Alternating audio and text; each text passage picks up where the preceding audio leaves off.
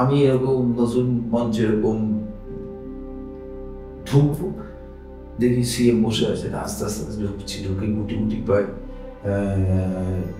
দেখে একবার মাথা নিচু করিস, তারপর ডান দিকে ঘুরতে যাবো, এই সব লোক নানা রকম গায়ে হচ্ছে, আমি ভাবছি আমি কোথায় যাবো, আমি তো ভ্রান্ত।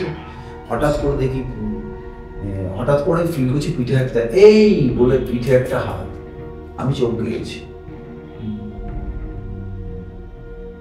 আরে এদিকে দেখো, এই দেখো আমার হাজবেন্ড, এই দেখো আমার ছেলে, সব বাড়ির সব আমার সন্তানরা, সবাই একসাথে মিলে তোমাকে দেখি। কত লোকের সামনে মঞ্চে সবাই প্রাইজ দিচ্ছে, কিন্তু আমি নিচে কত লোকের সামনে মমতা শঙ্করের মতো একজন ইন্টারন্যাশনাল মানে একজন আন্তর্জাতিক মানের শিল্পী, একাধারে নৃত্যশিল্পী, একাধারে অভিনেত্রী, মানিকবাবু এমন কোনো ছবি নেই, বিখ্যাত বিখ্যাত ছবি যাতে উনি নেই। সেই মানুষটা আমাকে বলছে যে আমরা পাগলের মতো তোমাকে দেখি। এটা আমার কাছে, আমি চুপচাপ গিয়ে পেছন দিকে সিটে চুপচাপ মাথা নিচু করে বসেছিলাম এবং কাঁদছিলাম, কারণ আমাকে অ্যাপ্রিসিয়েট করার মতো কেউ কোনোদিনও কেউ ছিল না কোথাও।